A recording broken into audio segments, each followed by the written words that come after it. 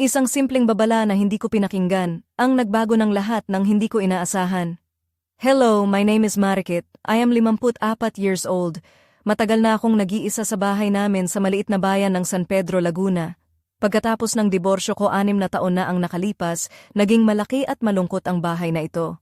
May mga kwarto sa bahay na matagal nang nakasarado, parang mga lihim na bahagi ng buhay kong hindi ko na gustong balikan. Ngunit isang araw, dahil sa isang simpleng pangangailangan, napilitan akong buksan ang isang pintuan na matagal nang nakatago. Hindi ko inakala na ang araw na iyon ay magdadala ng kakaibang pagbabago sa akin.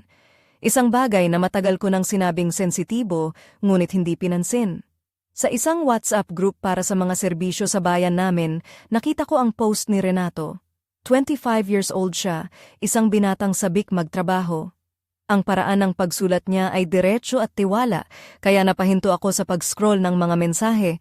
Kailangan ko ng tulong sa bahay, pero may alam ako sa sarili ko na hindi lang simpleng serbisyo ang hinahanap ko. Pinadalhan ko siya ng mensahe na may sensitibong parte sa bahay na kailangan ng maingat na pagtrato.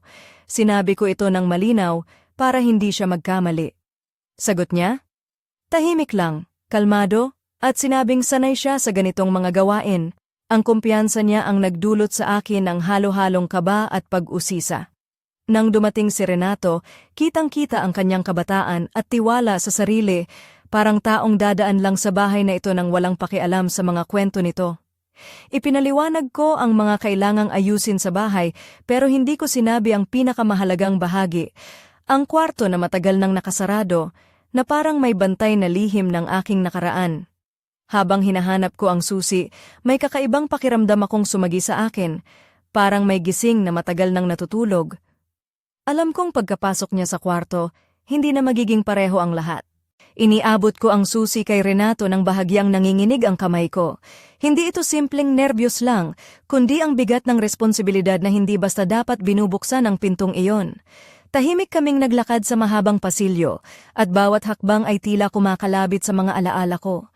Bago niya ipihit ang susi, hiningahan ko siya ng malalim at muling pinaalalahanan na ang kwartong iyon ay sensitibo, kailangang dahan-dahan at maingat na hawakan, hindi dapat minamadali o pinipilit.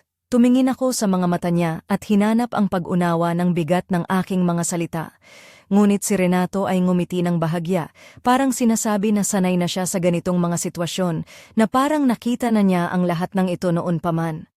Hindi ko alam kung dapat ba akong maluwag ang loob o mas lalong mangamba. Nang magbukas ang pinto, tumigil ang mundo ko saglit. Ang hangin sa loob ay tila iba, parang nakatigil sa panahon, isang lugar na matagal nang pinangangalagaan, naghihintay ng tamang sandali para muling bisitahin. Pinagmasdan ni Renato ang mga lumang gamit at sulok ng kwarto nang may pag-iingat habang ako ay nakatayo malapit, pilit nagpapanggap na kalmado, ngunit ang katawan ko ay sumisigaw ng kakaibang damdamin. Continue? Hindi ko maipaliwanag ang tensyon na bumalot sa amin nang magsimula si Renato sa pagsusuri sa kwarto.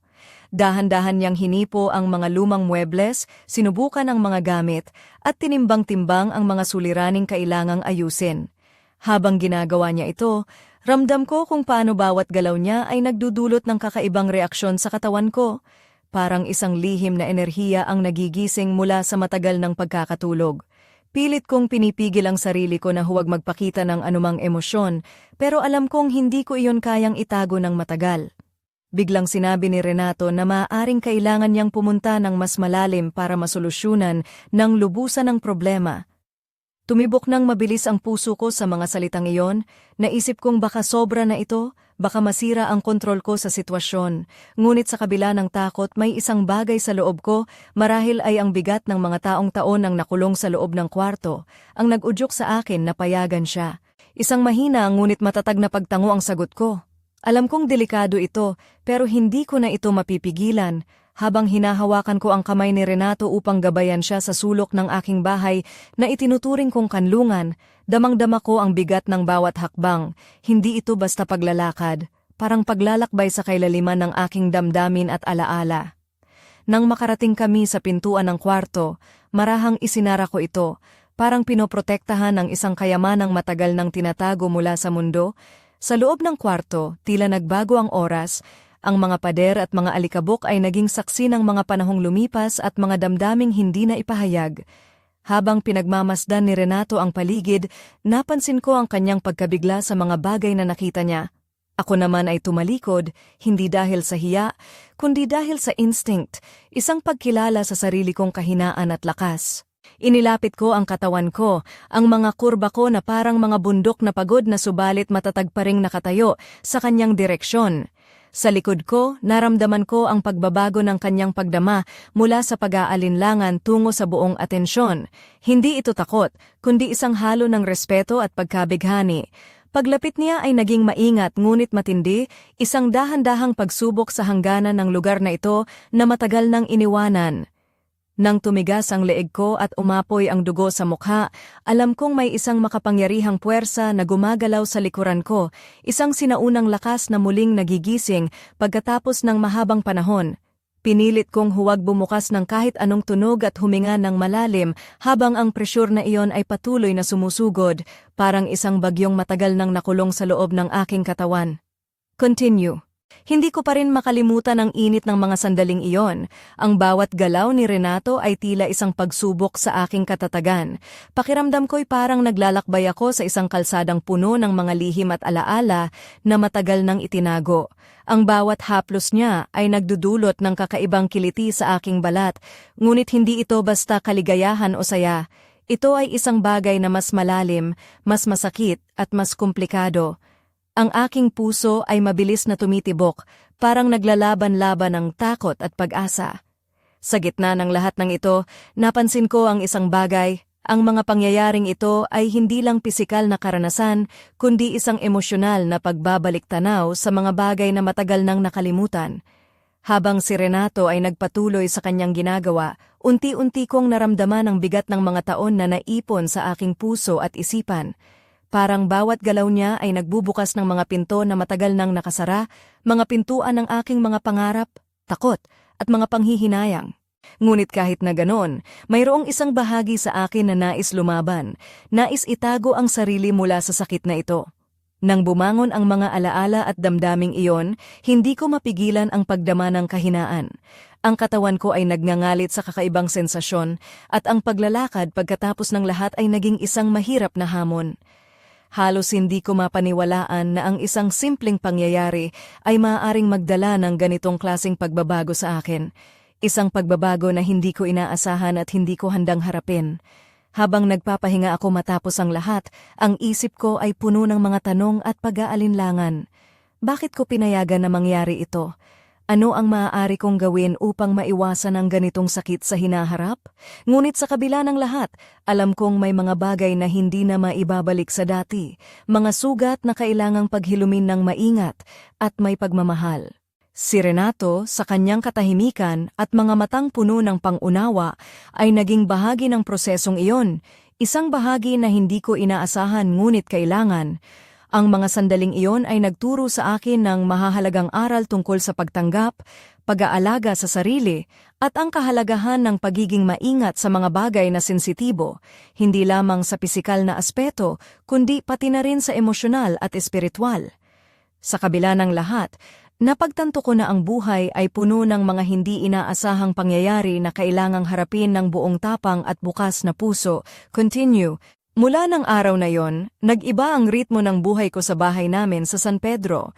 Hindi ko inaasahan na ang simpleng pagtanggap ko kay Renato para tumulong ay magdudulot ng ganito kalalim na pagbabago sa akin. Sa umpisa, madali lang ang mga inaasahan ko, mga simpleng gawain sa bahay, mga pag-aayos na matagal nang kailangan. Pero nang buksan namin ang pinto ng nakaraang lihim ng bahay, parang bumukas na rin ang mga pinto ng aking nakaraan na hindi ko handang harapin. Si Renato, sa kabila ng kanyang kabataan, ay puno ng kumpiyansa at sigla. Ang kanyang mga kamay ay mabilis pero maingat, at ang kanyang mga mata ay naglalaman ng isang kakaibang pag-unawa na hindi ko maipaliwanag. Hindi ko na maipaliwanag kung bakit, pero sa mga sandaling iyon, parang kami lang kami sa buong mundo. Habang tinutuntong niya ang bawat sulok ng bahay at inaayos ang mga sirang parte, ramdam ko ang init ng kanyang presensya, isang bagay na matagal ko nang hinahanap, ngunit hindi ko alam kung kailan o paano ito darating. Habang tumatagal, unti-unti kong ibinahagi kay Renato ang mga kwento ng bahay, mga alaala ng saya, lungkot, at mga pangyayaring nag-iwan ng marka sa aking puso. Hindi ko nasabi lahat, ngunit sapat na ang kanyang mga tingin at mga tanong para malaman niyang may malalim na pinagmumulan ang bawat sulok na aming inaayos. Sa kabila ng mga salita, mas marami kaming naiintindihan sa katahimikan namin sa isa't isa. Pero alam ko, may isang parte ng kwento na hindi ko pa kayang ibahagi. Ang kwarto na matagal nang sarado, ang kwarto na puno ng mga damdaming kailangang harapin ng may pag-iingat. Sa bawat pagdaan namin sa pintong iyon, nararamdaman ko ang bigat ng aking mga pangamba at ang takot na baka nasasaktan ako ng husto kung buksan ko ito ng buo. Ngunit sa kabila ng lahat, may isang tinig sa loob ko na nagsasabing kailangan ko ng harapin ang nakaraan upang makalaya. Si Renato ay tila nauunawaan ang aking mga hesitasyon. Sa kanyang mga mata, nakikita ko ang pasensya at respeto, hindi lamang sa bahay kundi pati na rin sa akin bilang isang tao. Ang simpleng pagtulong niya sa amin ay naging simula ng isang mas malalim na paglalakbay. Isang paglalakbay na hindi lang pisikal, kundi emosyonal at espiritual.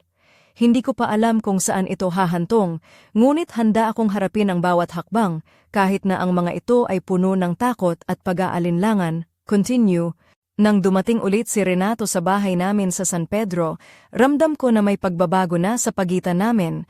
Isang tensyon na hindi ko maipaliwanag ngunit nararamdaman ko sa bawat tingin at ngiti niya. Hindi na ito basta pagtulong sa bahay, parang may mas malalim na koneksyon na unti-unting nabubuo sa bawat pagdaan ng oras. Ang mga simpleng usapan namin habang nagtatrabaho ay naging mga sandaling puno ng kahulugan. At kahit na hindi kami nag-usap ng diretso tungkol dito, ramdam ko ang pagbabago sa hangin. Pagdating niya sa kwarto na matagal nang sarado, muling ipinakita ko sa kanya ang mga paalala na ang kwarto ay sensitibo, na kailangan ng maingat na pagtrato at hindi dapat minamadali. Ngunit sa pagkakataong ito, iba ang kanyang mga mata. Hindi na ito yung kumpiyansa lang ng isang tao na sanay sa trabaho, may halong paggalang at pag-aalala na hindi ko pa naramdaman noon. Sa isang iglap na isip ko na baka kayang-kaya niyang intindihin ang bigat ng kwento sa likod ng pintong iyon. Habang binubuksan niya ang pinto ng dahan-dahan, naramdaman ko ang kakaibang pagigting ng aking dibdib. Parang bawat segundo ay mas matagal kaysa dati, at ang mga alaala ay nagsimulang bumalik ng parang alon na hindi ko maipigil. Ngunit sa kabila ng kaba, may isang bahagi ko na nagpapasalamat. Dahil sa wakas, may kasama na ako sa pagharap sa mga bagay na matagal kong iniiwasan. Nagsimula si Renato sa pagsusuri sa loob ng kwarto nang may labis na pag-iingat. Ang bawat galaw niya ay puno ng respeto, at ako'y hindi maiwasang mapahanga sa kanyang pagiging maingat. Ngunit habang tumatagal, napansin ko na may mga bahagi ng kwarto na tila mas komplikado kaysa sa inaasahan namin. Mga sulok na puno ng mga naipong problema at mga bagay na kailangang ayusin ng mas malalim. Sa isang sandali, sinabi niya na maaaring kailangan niyang gawin ang isang bagay na mas malalim, mas masinsin, para tuluyang maresolba ang mga suliranin sa kwarto. Ang mga salitang iyon ay tulad ng isang babala na bumalot sa akin ng takot at pag-aalinlangan. Ngunit sa kabila ng lahat, may isang bahagi ng aking puso na nais subukan, isang pag-asa na sa kabila ng sakit, ay may kaluwagan na naghihintay sa dulo. Continue. Hindi ko maalis sa isip ko ang nangyari sa kwarto na yon, ang pakiramdam na para bang may isang puwersang matagal nang natutulog ang biglang nagising at sinimulang kumilos sa loob ng aking katawan at puso. Nang matapos ang gawain ni Renato, ramdam ko ang bigat ng pagod at sakit na halos hindi ko maipaliwanag. Ang bawat hakbang papalabas ng kwarto ay naging isang hamon. Tila ba ang katawan ko mismo ay nagre-rebelde laban sa pagbabago na ipinakilala ng araw na iyon. Habang nagpapahinga ako sa upuan, hindi maiwasan ng isip ko na balikan ang mga pangyayari. Naisip ko kung paano nagsimula ang lahat, ang babala ko kay Renato, ang kanyang kumpiyansa, at ang aking pagpayag na magpatuloy sa kabila ng mga pangamba. Napagtanto ko na kahit gaano man ako nag-ingat, may mga bagay talaga na hindi mo kontrolado. Ngunit sa kabila ng lahat, may konting pag-asa akong sana ay naging mas maingat pa kami, o kaya'y may ibang paraan para hindi masaktan ng ganito. Ang pakiramdam ng pagkabigla ay hindi lang dahil sa pisikal na epekto, kundi dahil sa kaalaman na ako mismo ang nagbigay babala pero hindi iyon pinakinggan ng husto. Parang isang aral na kailangang matutunan sa pinakamahirap na paraan. Sa kabila ng sakit, hindi ko maiwasang isipin na baka ito rin ang paraan para magbukas ng bagong yugto sa buhay ko, isang yugto kung saan kailangan kong harapin ang mga sensitibo kong bahagi, hindi na takot o pagtatago. Habang nakatingin ako kay Renato, napansin ko ang kanyang pagkabahala at pag-aalala.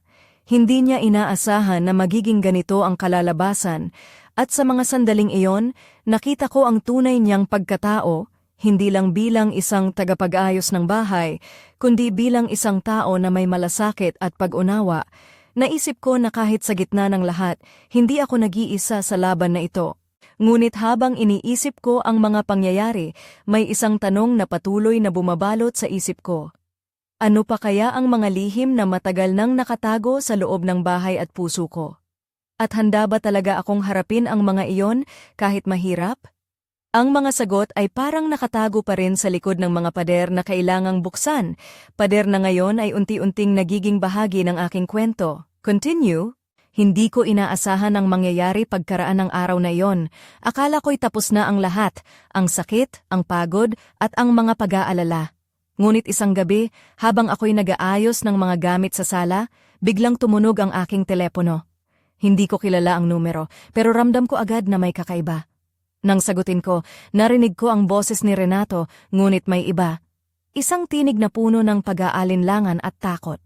Sinabi niyang may isang bagay siyang natuklasan sa loob ng kwarto na hindi niya inaasahan, isang bagay na maaaring magbago ng lahat ng aking akala tungkol sa bahay at sa aking sarili.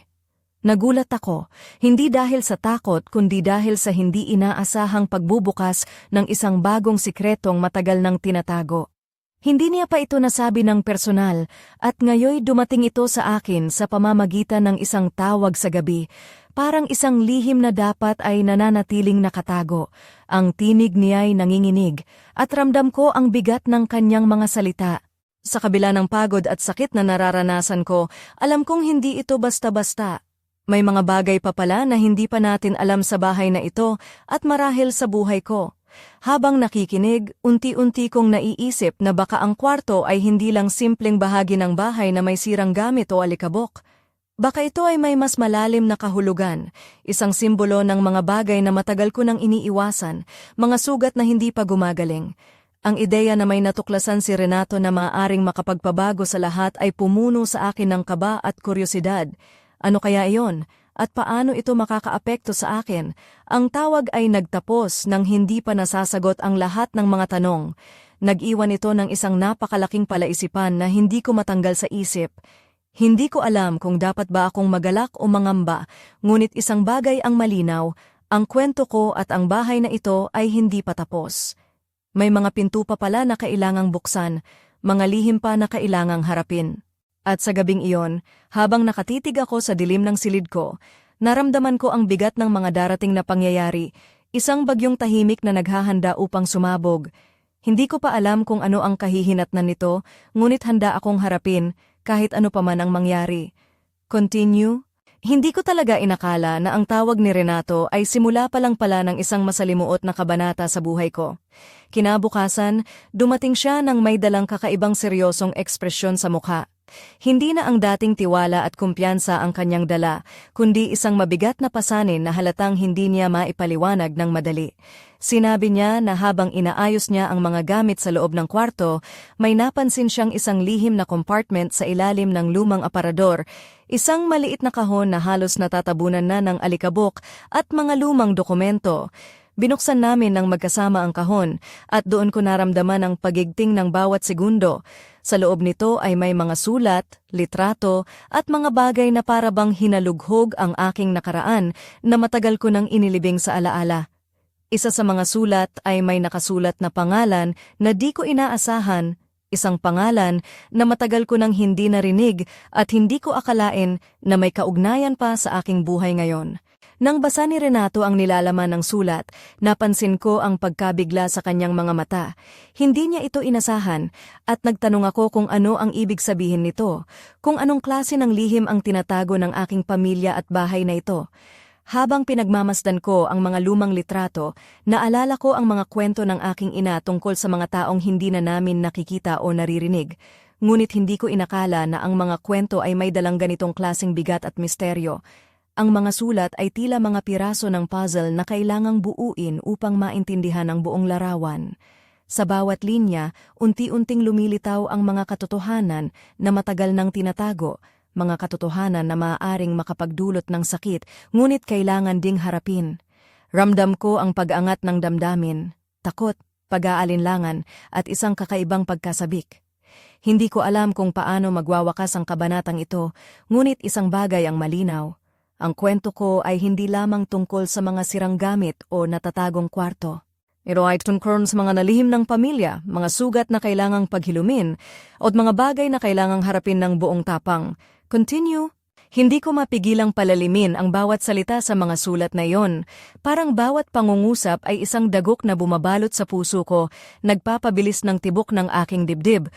Ang mga lihim na matagal nang nakatago ay unti-unting lumalabas, parang isang bagyong hindi mapipigilang sumabog. Ramdam ko ang tensyon na umaabot na sa sukdulan, isang emosyonal na lindol na gumugulo sa bawat sulok ng aking pagkatao. Si Renato, na dating puno ng kumpiyansa, ay naging tahimik, halos parang naiwang malayo sa sarili. Ang dating sigla at kasiglahan ay napalitan ng seryosong pag-iisip at pag-aalala. Ang aming simpleng ugnayan ay biglang naging isang malalim na kwento ng pagtuklas at pagharap sa mga nakatagong sugat. Hindi ko maiwasang isipin na ang mga pangyayaring ito ay higit pa sa isang simpleng serbisyo sa bahay. Ito ay isang pagsubok sa aking lakas at katatagan bilang isang babae. Habang pinagmamasdan ko ang mga lumang litrato at sulat, naisip ko ang mga taong nagmula sa aking pamilya, mga kwento ng pag-ibig, pagtataksil, at mga lihim na nagbago ng landas ng aming buhay. Ang lahat ng ito ay parang isang malakas na bagyo na sumalubong sa akin nang hindi ko inaasahan, pero kailangan kong harapin. Sa bawat sandali, naramdaman ko ang bigat ng mga damdamin, lungkot, galit, takot at pag-asa, na nagsanib upang bumuo ng isang malakas na emosyonal na pagputok. Hindi ko alam kung paano matatapos ang kwento na ito o kung ano ang magiging epekto nito sa buhay ko. Ngunit isang bagay ang sigurado ako, ang lahat ng ito ay magbabago sa akin magpakailanman.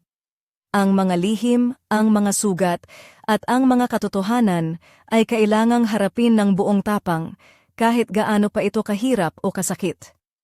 Ang kwento ko ay hindi pa tapos, at ang bawat hakbang ay nagdadala sa akin sa isang landas na puno ng misteryo at pagsubok. Continue. Habang pinagmamasdan ko ang mga lumang sulat at larawan, ramdam ko ang bigat ng mga nakatagong lihim na unti-unting bumabalot sa akin.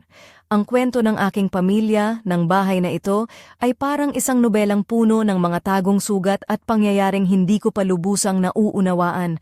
Ang bawat pahina ay naglalaman ng mga kwento ng pag-ibig, pagtataksil, at mga pangyayaring nag-iwan ng marka sa aming buhay.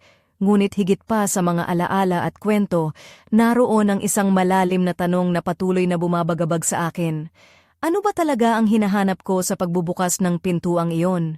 Handa ba akong harapin ang mga katotohanan na maaaring sumira sa mga paniniwala ko tungkol sa sarili ko at sa aking pamilya? Sa kabila ng lahat ng ito, naramdaman ko ang isang kakaibang lakas na nagmumula sa loob ko, isang tapang na tila nagmumula sa mga sugat at luha na unti-unting nagiging bahagi ng aking pagkatao. Alam kong hindi madali ang landas na ito, ngunit handa akong harapin ang anumang pagsubok na darating. At habang nakatayo ako sa harap ng pintuan ng kwarto na matagal nang sarado, ramdam ko ang hangin na tila may dala pang mga lihim na hindi pa nahahayag. Ang kwento ko ay patuloy na isusulat, puno ng mga tanong at mga sagot na naghihintay lamang na matuklasan. Ngunit bago ko buksan ang susunod na kabanata, may isang tanong na bumabalot sa aking isipan. Ano nga ba ang tunay na nasa likod ng pintuang ito? Ano ang mga lihim na magpapabago sa buhay ko habang ako'y naglalakbay sa dilim ng nakaraan, naghahanap ng liwanag sa hinaharap? Ang sagot ay patuloy na naghihintay at ako'y handang harapin ito kahit ano paman ang kahihinatnan. Ngunit sa likod ng lahat ng ito, may isang lihim na hindi ko pa nasasabi. Isang lihim na maaring magbago ng lahat. Ano kaya iyon?